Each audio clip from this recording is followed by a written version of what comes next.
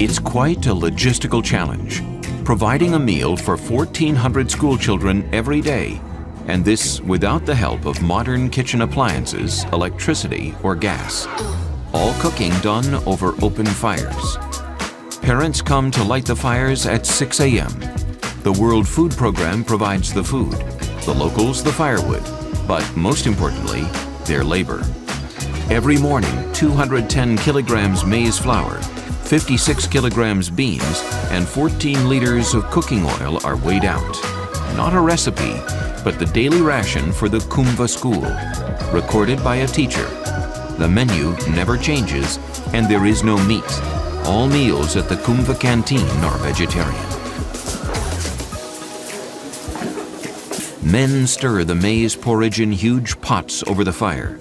Most of the parents in Burundi are peasant farmers, but there still isn't enough to eat.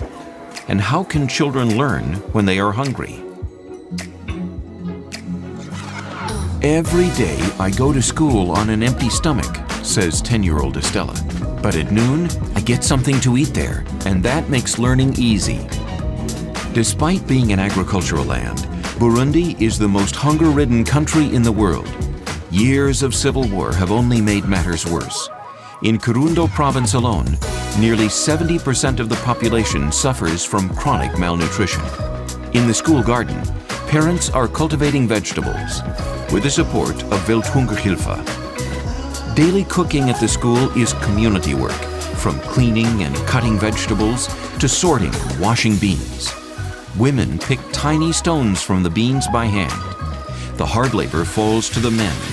They carry the heavy pots and stir the thick maize porridge. Every day, about 12 adults prepare food for the pupils, voluntarily, without pay. We don't mind this work at all, says 28-year-old 𝐤𝐴𝐚𝐫𝐢𝐚. We enjoy it because we are working for our children, for their future. That is our reward. It's almost noon. Time is running short. Since there are not enough tables and benches, classes take turns eating. 1,400 children fed by 12 volunteers. On time, every single day.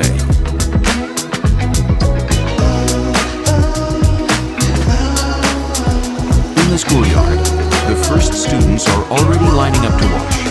Hygiene is important, especially since most of them eat with their hands.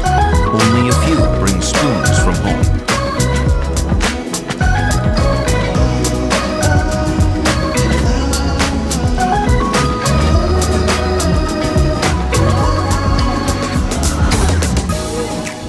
I used to go home at noon for lunch, explains 13-year-old Samuel. But most of the time, there was nothing to eat. I didn't like returning hungry, so I'd skip school in the afternoon. Now, I learn all day, every day.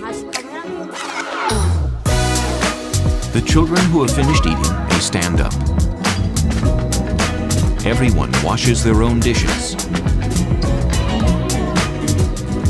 The parents collect the clean plates to fill them again for the next students, who are already streaming in to eat. And because this project is carried out at 125 schools in the province, right now, more than 100,000 children in Kirundo are being provided with food. Yet another logistical challenge.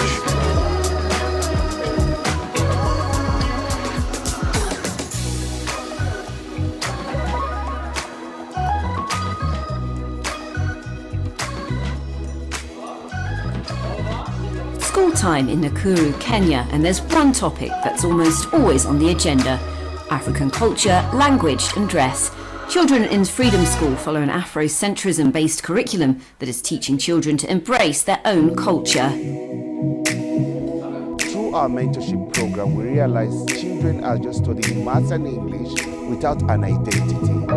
And we decided to start teaching these children an identity clause, which is called the Afrocentric curriculum, which is the freedom curriculum. And when we started doing that, we saw serious transformation majority of these students started coming out with excellent results. The school was founded in 2018 and now has over 300 students, aged between 5 and 14 years old.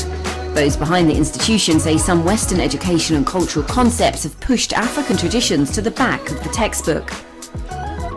Our mother tongue, our African colors and prints, African attire, is because this is who we are.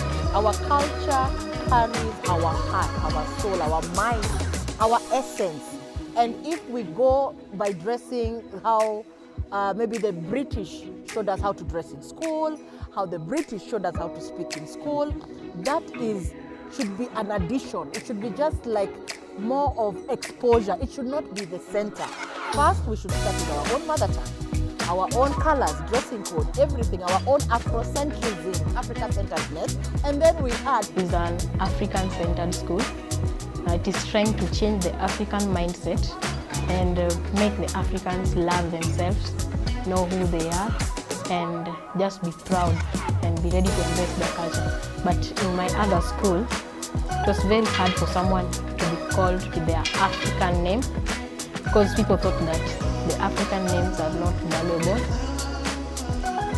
UNESCO has long been advocating for multilingual education, and teachers here hope that the children's link to African culture will remain long after the school bell rings.